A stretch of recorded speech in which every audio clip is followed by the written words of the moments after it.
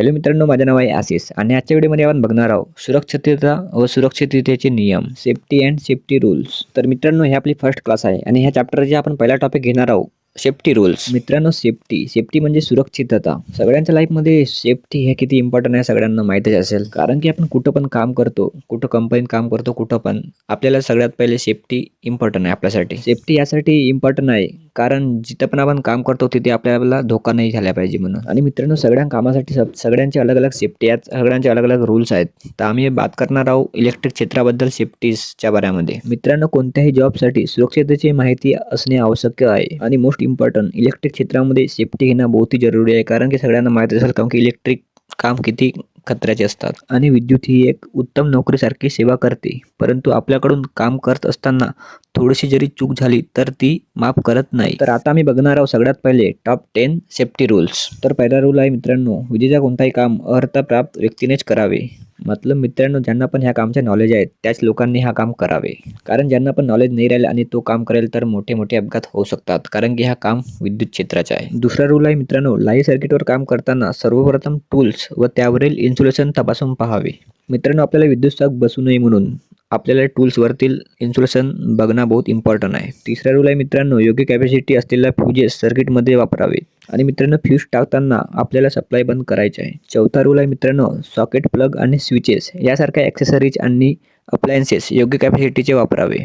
म्हणजे आपल्याला मित्रांनो आपल्या घरी सॉकेट, प्लग 16 एम्पियरचे लावावे, जो की चांगल्या रेटिंगचे असतात. ते पाचवा रूल्स आहे मित्रांनो, पोलवर किंवा उंच ठिकाणी काम करताना सेफ्टी बेल्टचा उपयोग करावा.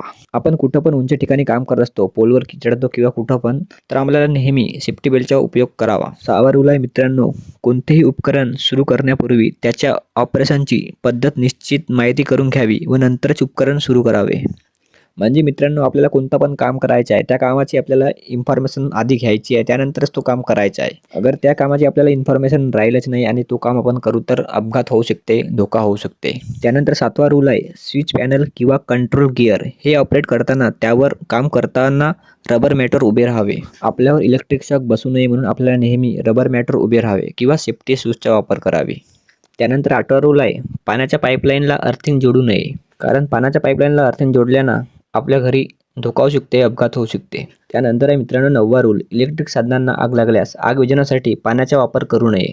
हा रूल्स तर सगळ्यांना माहीतच असेल कारण की पाण्याचा उपयोग करत नाही. मित्रांनो, इलेक्ट्रिक साधनांना आग लागल्यास कोरडी वाळू किंवा अग्निशामकाचा उपयोग करावा. त्यानंतर आहे 10वा रूल, विजेवर चालणारी उपकरणे चालू स्थितीत एका ठिकाणाहून दुसऱ्या ठिकाणी हलवू नये. समजा आपल्याकडे एक टेबल फॅन लागलेला आहे आणि तो चालू आहे आणि त्या चालू स्थितीत आपल्याला त्या फॅनला हलवू नये, कारण त्याच्यानं पण आपल्याला धोका होऊ शकते, अपघात होऊ शकतात. तर मित्रांनो, हे होते 10 सेफ्टी रूल्स. मित्रांनो, तुम्हाला माहीत आहे का एका व्यक्तीला किती मिली एम्पियर करंट लागेल तेव्हा तो मृत्युमुखी पडेल? असेल तर कमेंट करून सांगू शकता.